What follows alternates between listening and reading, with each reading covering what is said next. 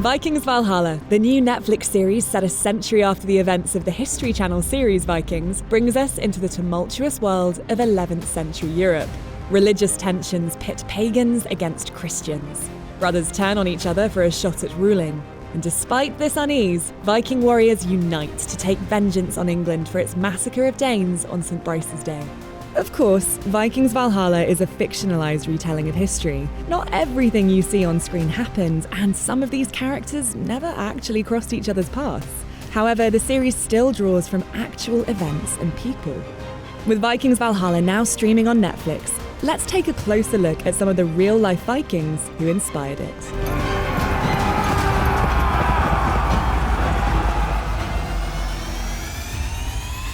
Up first are ferocious Greenlanders, Leif Erikson and Freydis Eriksdotter, who were taken straight from the pages of history. These two warriors were the children of Erik the Red, who founded the first European settlement in Greenland. When we meet Leif in Vikings Valhalla, he is a gifted sailor, a newcomer to the Viking world. Historically, he is believed to be the first European to reach North America. Accounts of his journey vary between two important sagas written by unknown authors, which date back to the 13th century, the Saga of Erik the Red and the Saga of the Greenlanders. In the Saga of Erik the Red, Leif was making a return voyage to Greenland from Norway, where he'd served King Olaf Tryggvason and converted to Christianity. While at sea, his ship was blown off course and he landed in North America.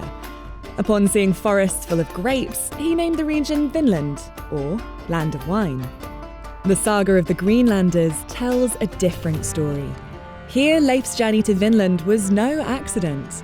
He heard of an unknown land west of Greenland from the Icelandic explorer Bjarni Herjolfsson. Bjarni glimpsed the coastline of North America on a prior trip, but didn't actually go ashore. Leif assembled an expedition to visit the unknown territory sometime around 1000 CE. We don't know the exact location of Vinland, but it's likely that it's the area around the Gulf of St. Lawrence in eastern Canada.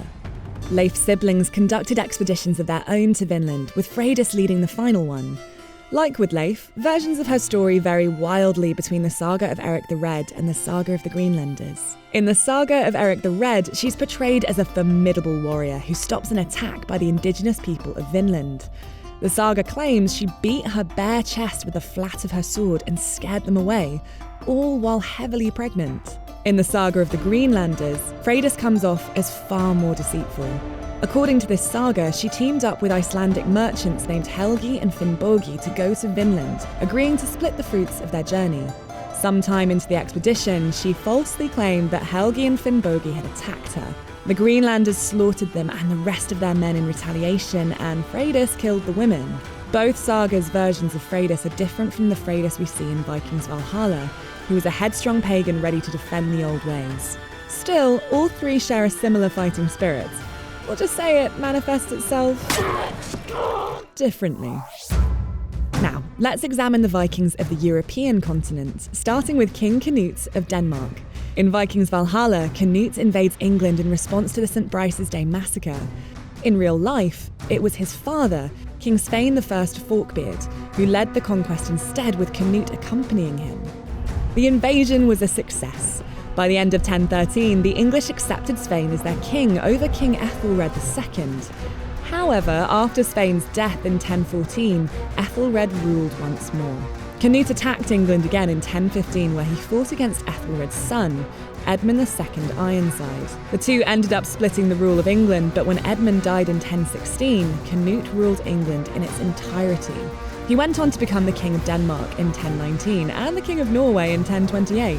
He remained the King of England, Denmark and Norway until his death in 1035. Canute sometimes crossed paths with another Vikings Valhalla figure, the fiercely devout King of Norway, Olaf II Haraldsson. Before he was king, Olaf actually helped Ethelred fight against the Danish invasion of 1013, even supposedly tearing down London Bridge.